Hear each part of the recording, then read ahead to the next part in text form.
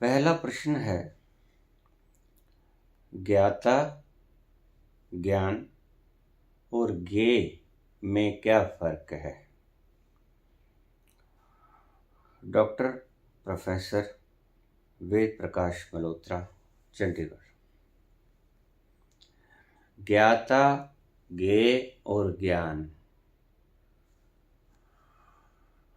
बड़ा सिंपल सा सवाल है।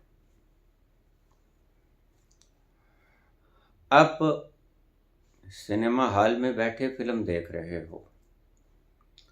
आप फिल्म देख रहे हो, आप हो गए ज्ञाता, जानने वाले। फिल्म जो सामने स्क्रीन पे चल रही है वो हो गई ज्ञेय, जो स्क्रीन के ऊपर जिसे आप देख रहे हैं वो है ज्ञेय। उसे हम दृश्य भी कह सकते हैं, सीन। आप जानने वाले, देखने वाले, ज्ञाता। दृश्य दिखने वाला, सीन। और ज्ञान, ज्ञान ज्ञाता और ज्ञेय के बीच में जो संबंध है, कम्युनिकेशन बिटवीन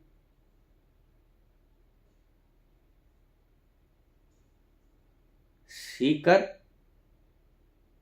एंड सर्च। दूसरे शब्द से वैज्ञानिक भाषा में था, दूसरे भाषा में जानने वाला और ज्ञेय, ज्ञाता और ज्ञेय के बीच का संपर्क, कम्युनिकेशन, वो है ज्ञान। तुम जानने वाले, सिनेमा घर में बैठे, तुम देखने वाले, ज्ञाता। स्क्रीन पे चलने वाली फिल्म, ज्ञेय। और दोनों का कम्युनिकेशन जिसके द्वारा देखा जाता है, जिसके द्वारा दृश्य और दर्शक दोनों में संबंध बनता है, वो है ज्ञान। बड़ा सिंपल सा सवाल है, लेकिन इसे मुश्किल भी किया जा सकता है। हम इसे भ्रांति में भी ले सकते हैं।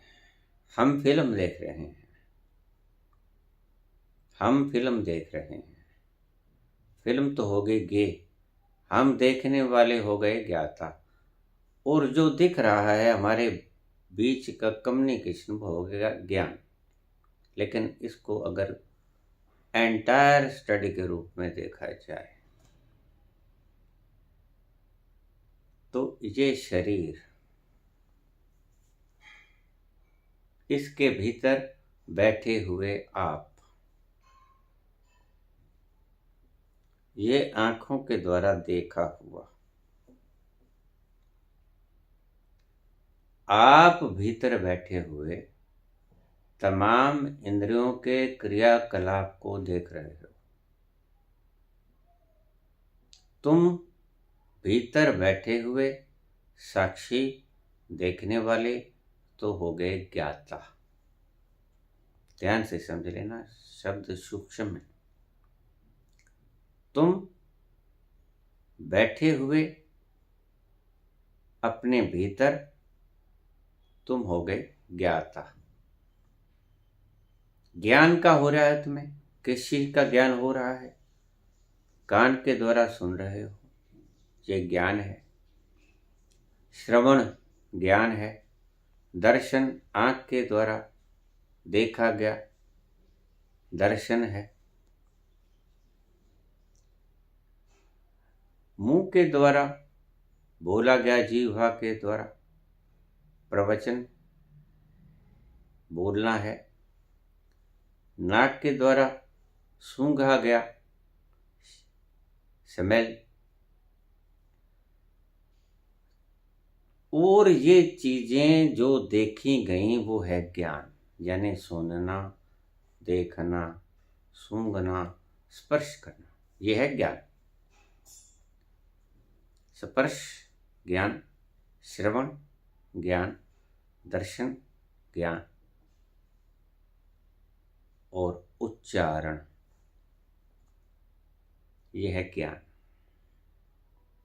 इसका आपने ज्ञान किया इंद्रियों के द्वारा, कानों के द्वारा, आंखों के द्वारा, नाक के द्वारा, जीवा के द्वारा, मुख के द्वारा।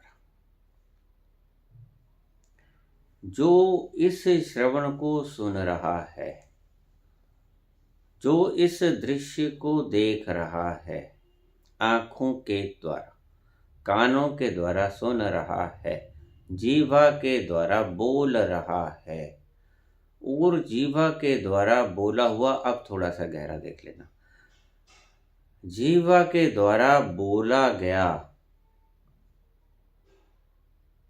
वो बोल भी रहा है, वो जीवा के द्वारा क्या बोला गया ये सुन भी रहा है, कानों से सुन भी रहा है और जुबान के द्वारा जो बोला गया उसे सुन रहा है, आंखों के द्वारा देख रहा है और आंखों के द्वारा जो देखा जा रहा है उसको भी वो देख रहा है, दिमाग के द्वारा सोचा जा रहा है और दिमाग जो सोचता है उसको भी देख रहा है। गहन विषय है, लेकिन ऐसे ही समझ पाओगे जब हम गहरे तलों पे आपको बताएंगे। सो ये तो सीधा सीधा ज्ञान तो आप समझ ही गए, सुनना ज्ञान, देखना ज्ञान, चखना ज्ञान, बोलना ज्ञान, सूंघना ज्ञान।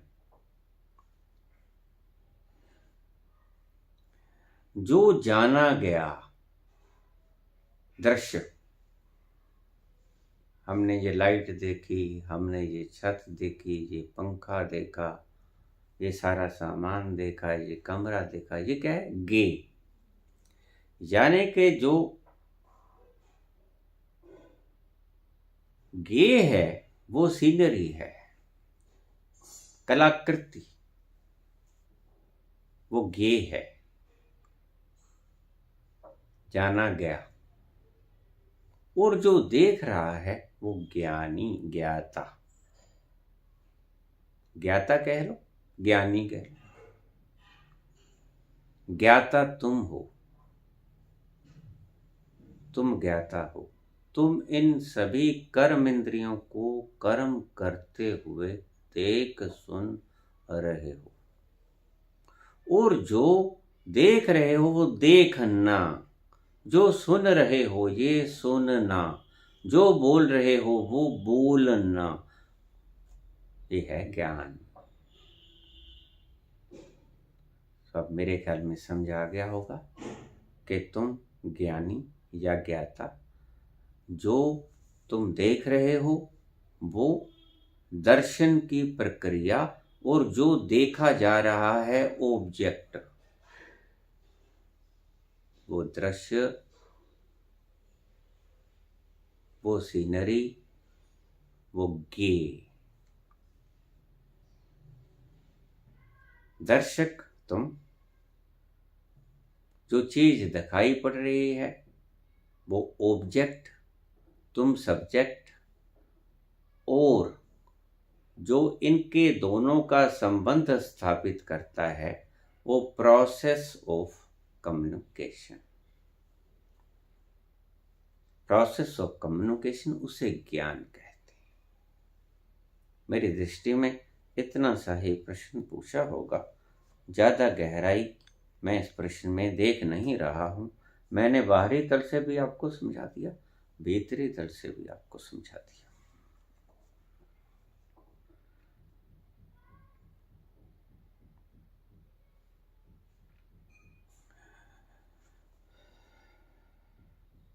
दुर्वासा ऋषि यमुना पार एक वृक्ष के नीचे बैठे थे। प्रश्न, भगवान कृष्ण को पता था भगवान कृष्ण दोपहर का भोजन उन्हें भेजना चाहते थे। सखियों को बुलाया, गोपियों को बुलाया, गोपियों से कहा कि प्रिय, तुम सभी भोजन के थाल ले जाओ, मेरे गुरु आए हैं, उन्हें भोजन कराओ। यमुना नदी अपने उफान पे थी, बहुत ऊंची ऊंची बह रही थी, किनारे तक आ गई थी, कोई पुल न था। तो कृष्ण से कहने लगी गोपियां कि वो जो तुम हम खिलाएंगे आपके गुरुदेव को, लेकिन ये यमुना अपने उफान पे है, बहुत बड़ी नदी है, उफान पे नदी और कोई पुल नहीं, जाएं कैसे? ये आपके लिए भी काम आएगी बात।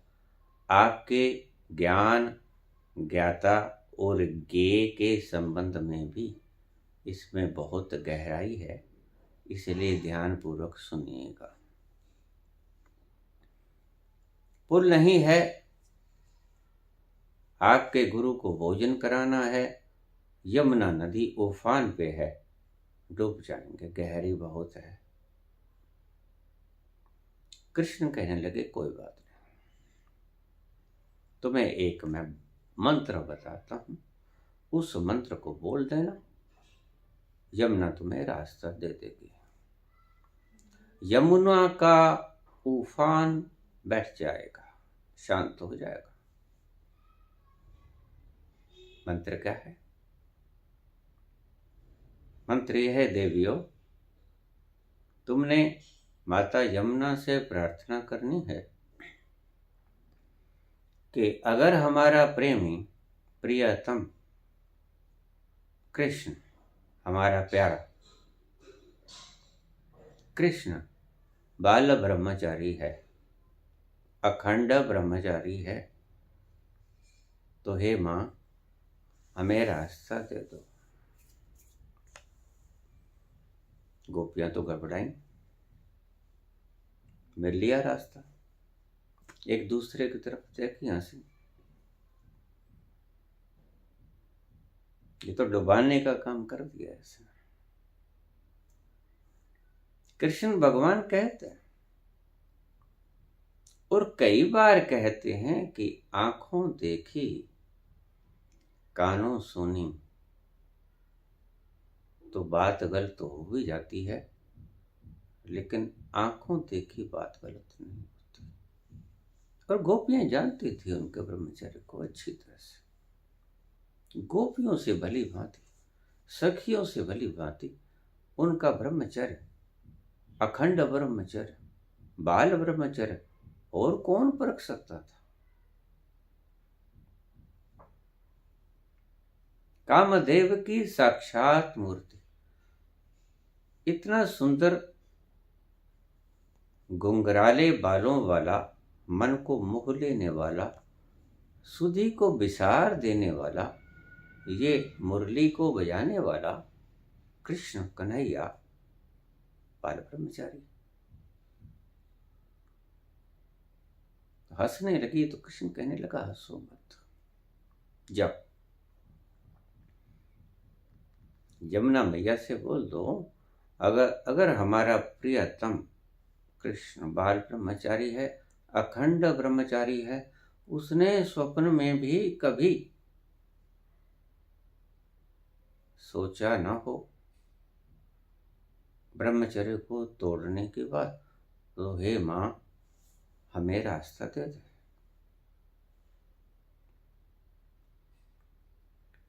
लेकिन जब कृष्ण ऐसी बात कहते हैं, सच हो या न हो इसकी परवाह कौन करता है।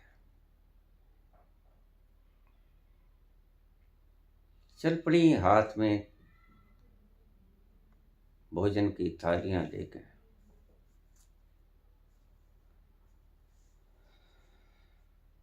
150 गोपियां, पूरे पूरे थाल भरे हुए। चल पड़ी यमुना किनारे। यमुना पूरी उफान पे, शोर मचाती, भयंकर गर्जना। संकोचवश उन्होंने हाथ जोड़े, माता के आगे प्रार्थना की, हे मैया यमुना, हमारी विनती सुनो। हमें यमुना से पार जाना है, आपसे पार दूसरे तट पे जाना है, कृपा करो। यमुना का उफान शांत नहीं हुआ। फिर बोली सखियां, हे मैया, भगवान कृष्ण ने कहा है कि मां तुम्हें रास्ता दे देगी, कृपा करके हमें रास्ता दे दो। उन्हीं के काम जा रहे हैं, उनके गुरु को भोजन करवाना है, भूखे होंगे, बहुत देर मत करो, पहले ही से हम देरी में हैं। उफान शांत नहीं हुआ। आखिरी बात, गोपियां बोलना नहीं चाहती थी, शर्माती थी, लज्जा आती थी, संकोच आता था। लेकिन जब रास्ता नहीं दिया तो बोलनी पड़ी, माँ, अगर हमारा प्रिय वर, अगर हमारा परम प्यारा कृष्ण बाल ब्रह्मचारी है, उन्होंने स्वप्न में भी कभी काम की बात सोचे भी नहीं, अखंड ब्रह्मचारी और बाल ब्रह्मचारी है, तो हे माँ, हमें रास्ता दे दे।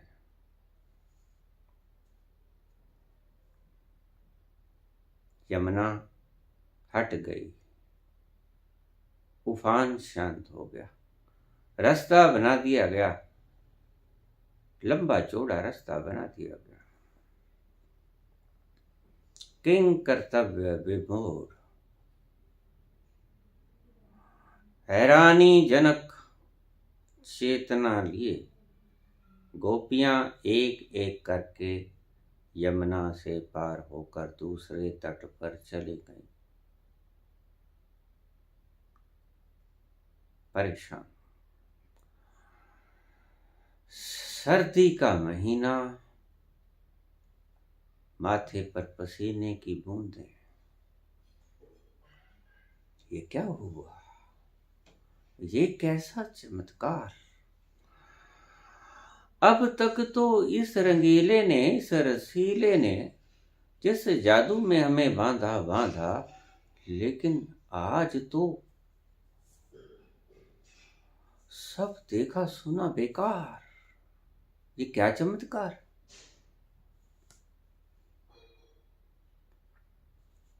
आपस में बतियाती, हंसती खेलती, चमत्कृत पहुंच गई।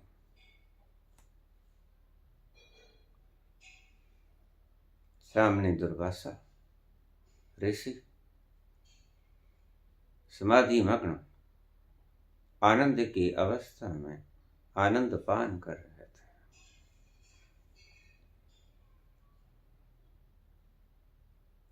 हल्का सा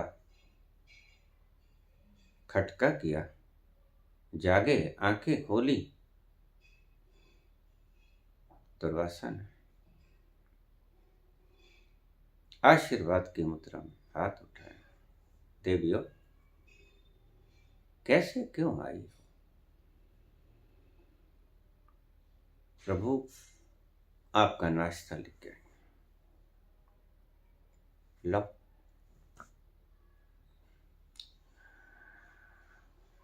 अब 150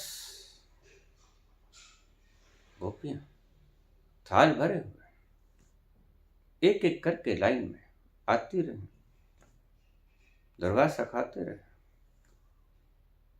साफ करके थाली देते रहे। एक आई, दो आई, सभी निपट गई।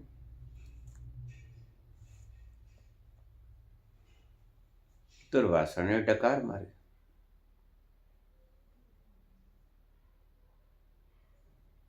सभी गोपियां विस्मय से भरे हुए मन से, अरे ये कृष्ण तनु दुर्वासा इतने शरीर से सबल ना थे, इतना खा गया। इतनी थालियां भरी हुई अनेक स्वादिष्ट तरह के व्यंजन डकार गया।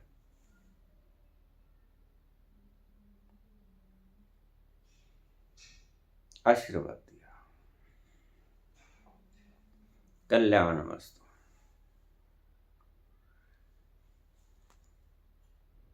जाइए, सुखी रहो। प्रभु मुनिवर गुरुवर जाएगा कैसे? आ तो गए। माता यमुना अपने वो उफान पे होगी, उसको लांग कैसे पाएंगे?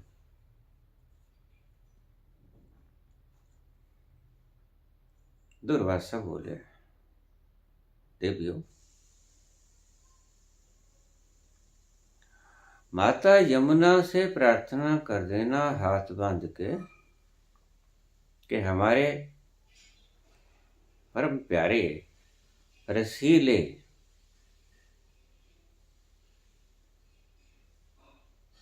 कृष्ण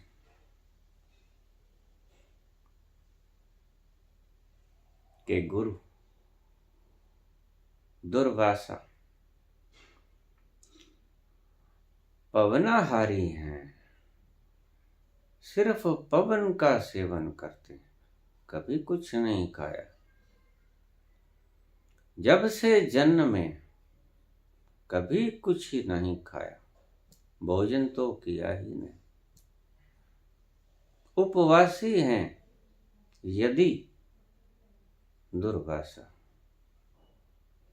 तो हे मां हमें रास्ता दे दे।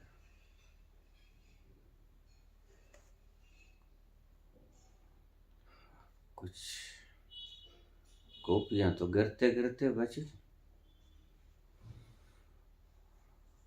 हद हो गई। शिष्य तो शिष्य, गुरु तो अभी खिला के हटे हैं। हड़प गया सो थार, कहता है सदा से पवनाहार। गिरते गिरते बची, बेहोश होते होते बची गोपी।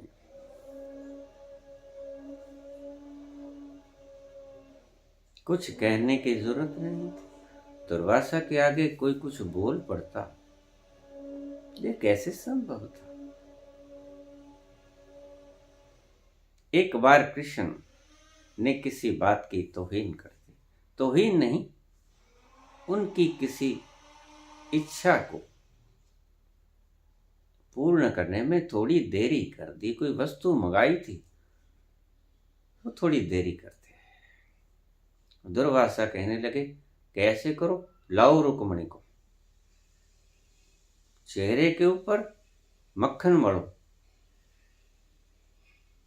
मैं रथ में बैठता हूं, तुम रथ खींचो, सारे शहर में से उस रथ को गुजारो, तुम्हें यही दंड है। क्रोधी स्वभाव, श्राप देने में माहिर, विख्यात, कुख्यात नहीं कहूंगा, विख्यात। कृष्ण ने बुलाया रुक्मणी को, माखन से मला अपना मुख, रुक्मणी का मुख मला, रथ बुलाया गया। रथ से खींचना है, घोड़े नहीं लगाने, और सारे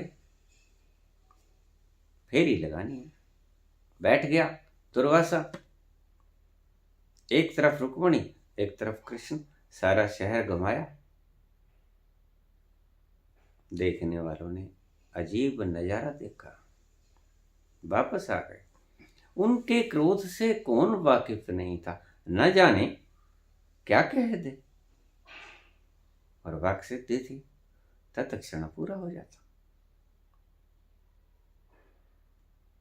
प्रणाम करके वापस लौटी, लेकिन प्रणाम बाहर बाहर से हुआ, भीतर से प्रणाम ना आया। क्यों? आपको पता ही है। अभी अभी 100 थाल हड़प लिए हैं और कहते हैं माता रास्ता दे देगी, यमुना हट जाएगी कह देना। जब से जन्मे पवनाहारी हैं, पवन का आहार करते हैं, कभी कुछ नहीं खाया। अगर हैं तो रास्ता दे दे। गई यमुना उफान पर थी। हे मां, सामूहिक प्रार्थना की कि अगर हमारे प्रियतम कृष्ण के गुरु दुर्वासा ऋषि ने हमें भेजा है, अगर हमें रास्ता दे दो, बड़ी कृपा होगी। नहीं हटी यमुना, उफान शांत नहीं हुआ। देखा, नहीं हुआ उफान शांत। फिर हाथ जोड़े, मां हमें रास्ता दे दे, हमने परले पार जाना है। हमारे प्यारे कृष्ण हमें प्रतीक्षा करते होंगे, जल्दी रास्ता दे दे, हमारी प्रार्थना है। हम उनके गुरु को भोजन करा के आए हैं।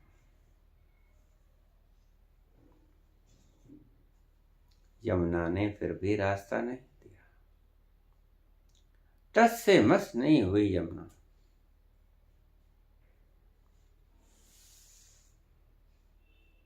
तीसरी बार हाथ जोड़ के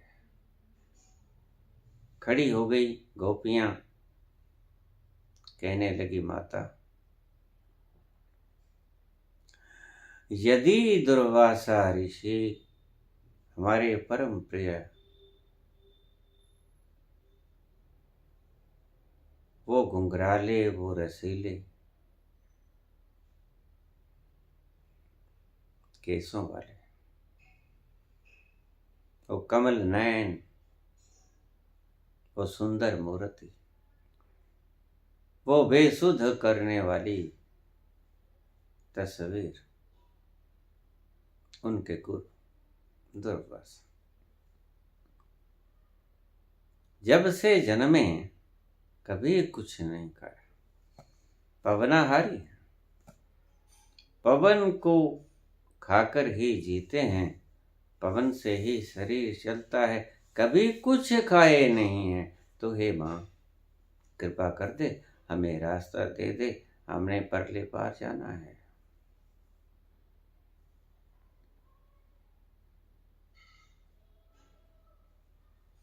मां यमुना हट गई, रास्ता दे दिया गया, खूब रास्ता दे दिया गया। गोपियां गुजर गईं।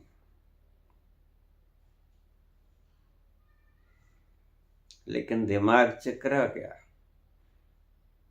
हद हो गई। शिष्य कहता, बाल ब्रह्मचारी, गुरु 100 थाल हड़प गया, पवनाहारी।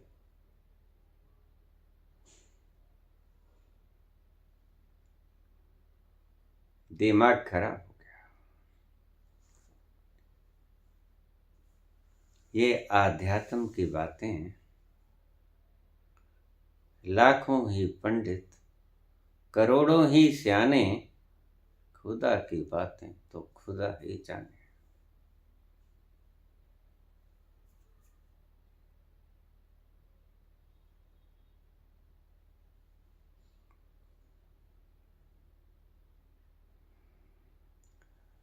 चली गई, सोच रही थी, लेकिन सोचने का क्या फायदा, जो बात समझ में आती ही नहीं। जो बात सोचने में आती ही नहीं, उसको लाख सोचते जाओ।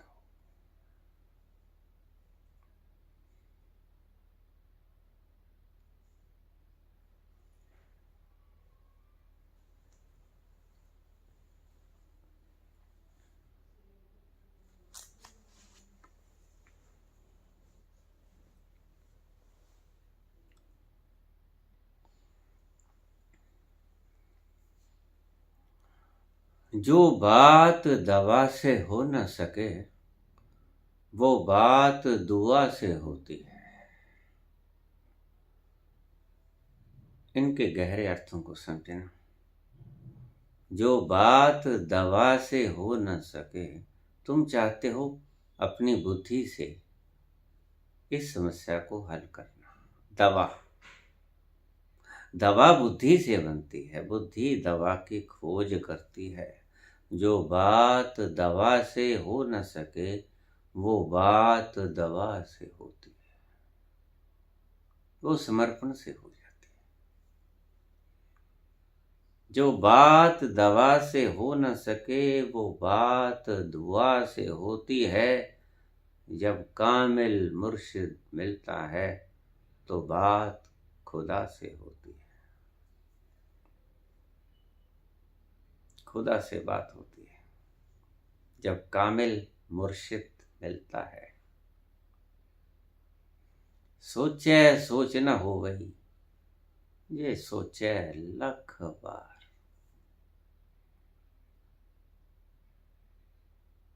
चुप्पे चुप न हो गई, जलाए रहा लिबतार। भुख्या भुख न उतरी, जे बना पूरियां पार। पूरियां पार सैस सियाणपा लख होवे, एक न चले।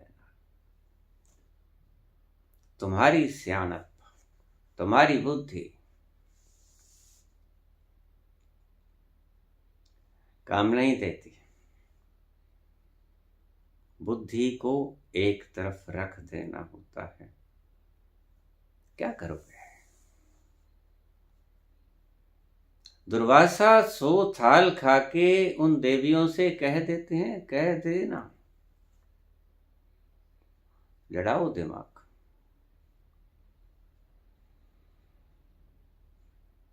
कृष्ण महाराज रचाते हैं, कहते अखंड ब्रह्मचारी। ये बात कहाँ की करते हैं? ये राज क्या है?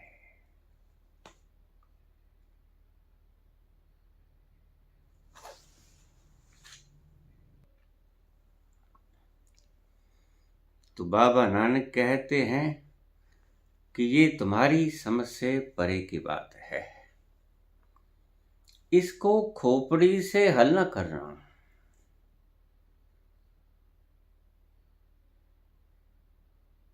संतत्व के वचन जो व्यक्ति बोले, उसको बुद्धि से तोलने की चेष्टा मत करना। मुझे बहुत व्यक्ति कह देते हैं कि बाबा मुझे समझ में आ गया, मैं समझ जाता हूँ। मैं रोकता हूँ कि रुक, फिर आना पड़ेगा। क्यों बाबा? क्योंकि तुझे समझ में आ गया, वो चीज समझ में आ गया जो समझ में आता ही नहीं, इसीलिए फिर से आना पड़ेगा।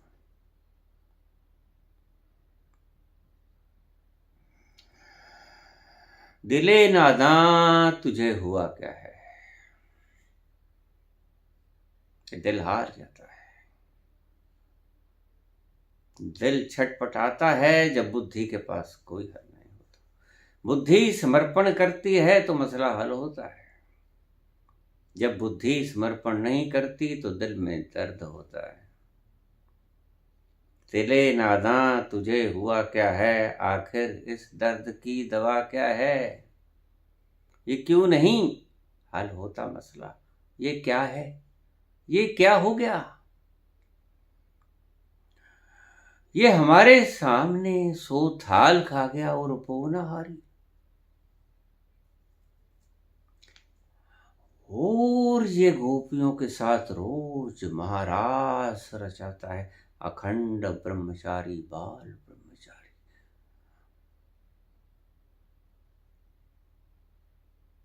तो दिल कहाँ चैन पाएगा? जब उसकी समस्या उलझी की उलझी रह गई और बुद्धि उसे सॉल्व करने में लगी रही, तो सॉल्व तो न हो पाएगा। दिले नादां तुझे हुआ क्या है, आखिर इस दर्द की दवा क्या है? हम हैं मुश्ताक और वो बेजार, हम हैं मुश्ताक और वो बेजार,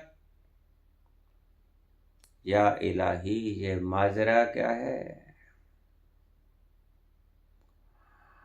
या इलाही ये माजरा क्या है?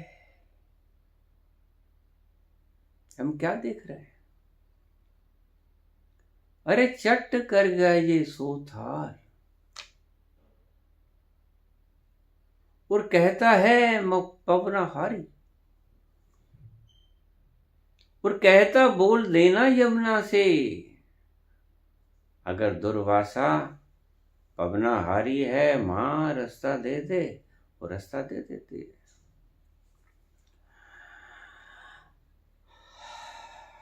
हम हैं मुश्ताक और वो बेजार, या इलाही ये माजरा क्या है?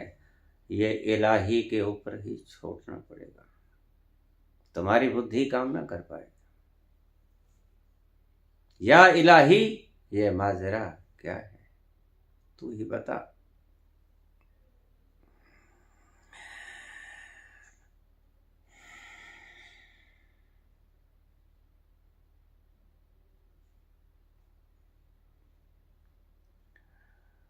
जबकि तुझ बिन नहीं,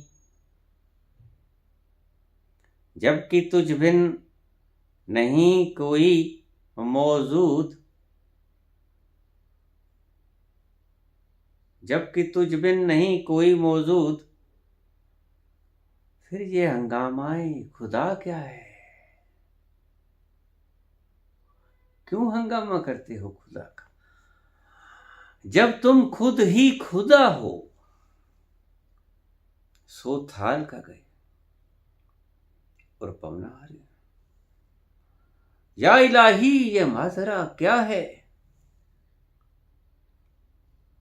जबकि तुम बिन नहीं यहां कोई,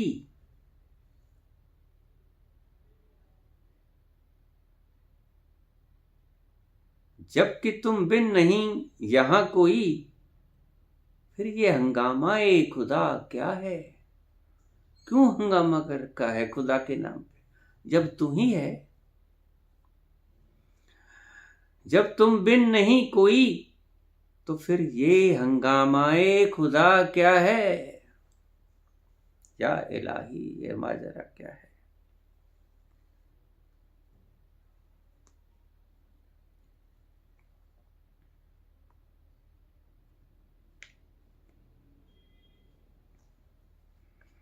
बुद्धि जहां हार जाए, बुद्धि जहां अपने आप को समर्पित कर दे शब्द भी भाषा में ही आएगा, बुद्धि समर्पित हो जाए, यहां बुद्धि समर्पित हो जाती है। देख लिया, सामने देख लिया, खुद अपने हाथों से खिला के आए, खुद कृष्ण रोज महारास रचाए, एक अखंड ब्रह्मचारी, बाल ब्रह्मचारी, और दूसरा बाल पौनाहारी। या इलाही ये मामला क्या है?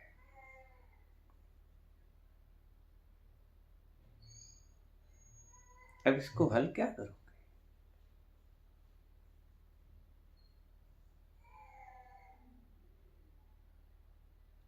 मैं हंसा करता हूं,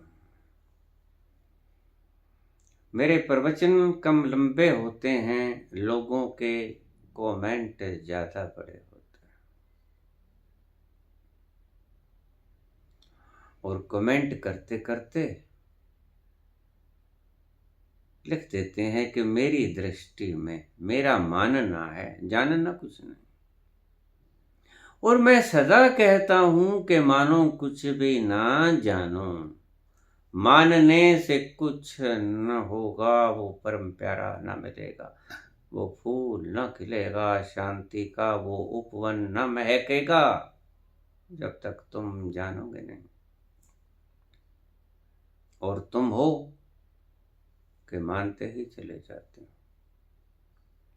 तुमने ईश्वर को अलजबरा का फार्मूला समझ लिया है, A = 7, बस मान लो, हल कुछ नहीं होता।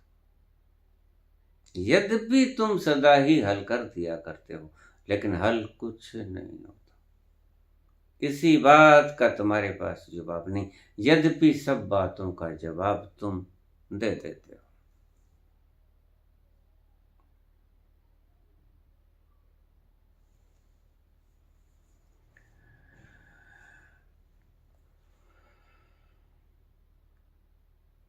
गई गोपियां कृष्ण के चरणों में लौट गई।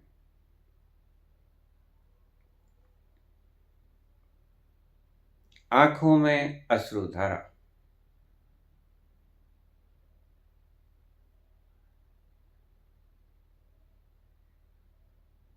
बोली, हे सखा हमें क्षमा कर दो।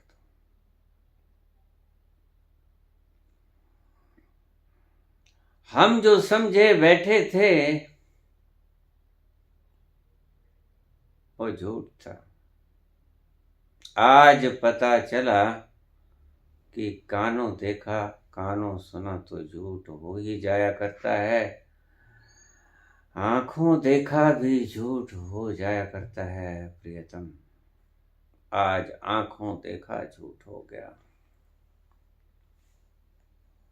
चरणों में लोट पोट।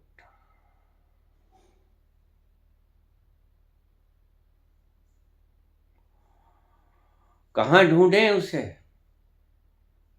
क्या है वो?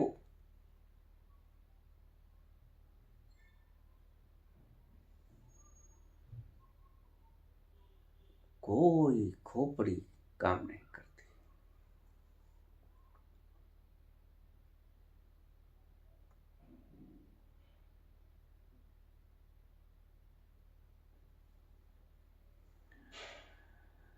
छुप गयो फिर एक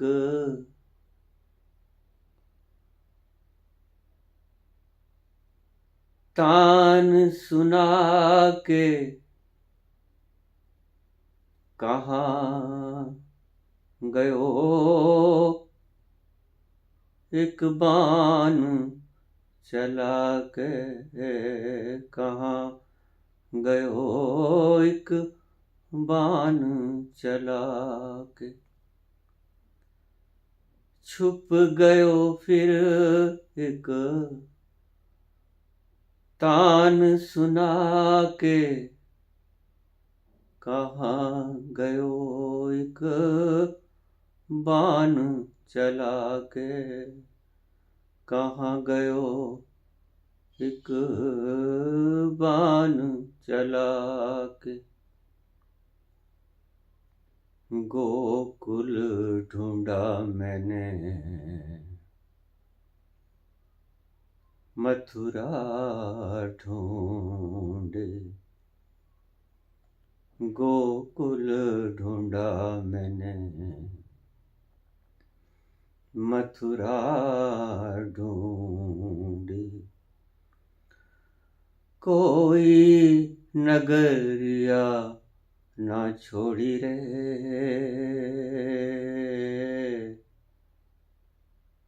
सुध बिसरा गयो मोरे,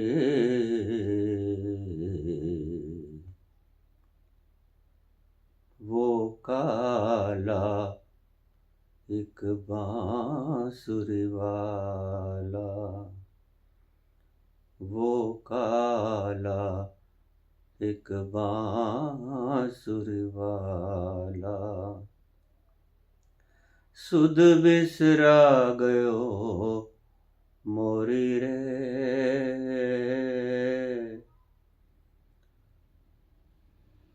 माखन चोर वो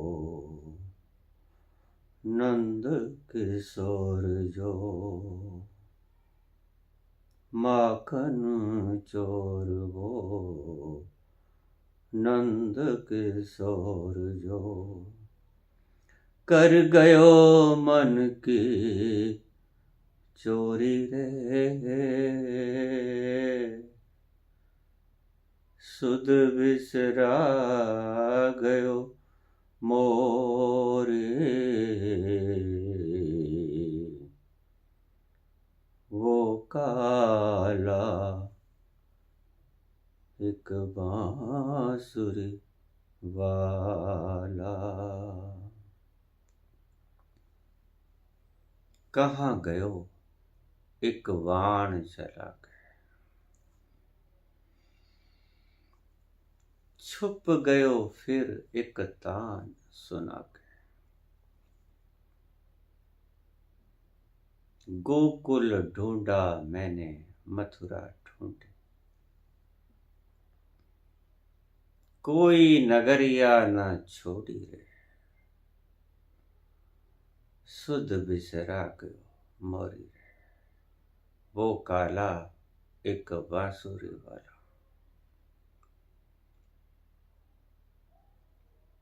माखन चोर वो नंद किशोर जो,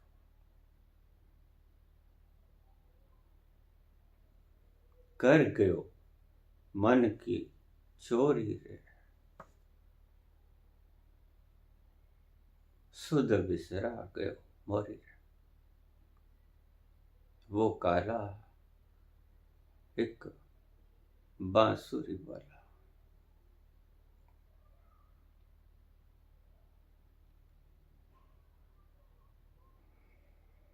कृष्ण ने चोर शब्द को महिमा मंडित कर दिया।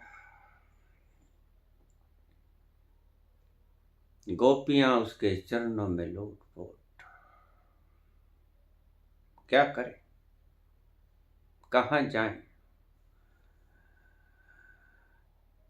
ये क्या अजूबा हुआ, या इलाही ये माजरा क्या है।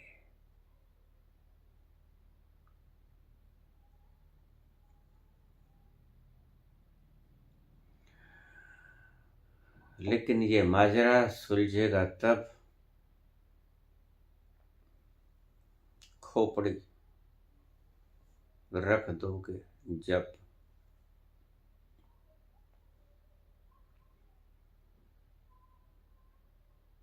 सर्वधर्मान् प्रत्यज्य मामेकं शरणं व्रज,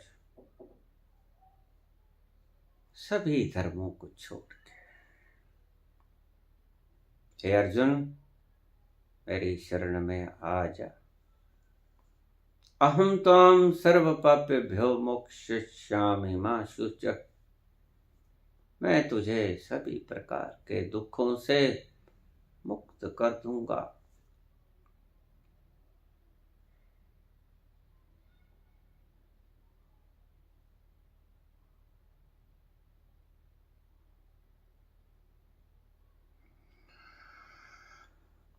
क्या करोगे इनका? नास्तिकता धरी की धरी रह जाती है। मैं अपनी ऑटोबायोग्राफी में एक अपने जीवन की घटना बताई। मैं बड़ा नास्तिक हुआ करता था, साइंस का स्टूडेंट, वैज्ञानिक बोध, वैज्ञानिक सोच, जो भी कुछ सोचता एनालिसिस करके सोचता। और वो दिन आया जिस दिन मैं गाड़ी में सवार था और किसी ने मुझे गाड़ी के भीतर धक्का दे दिया। नहीं तो मैं आज आपके सामने बोलने ना आता, आप मेरा शरीर न देख पाते।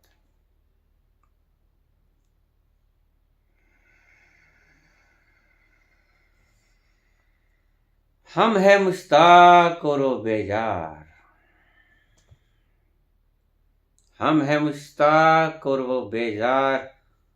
या इलाही ये माजरा क्या है। धन्यवाद।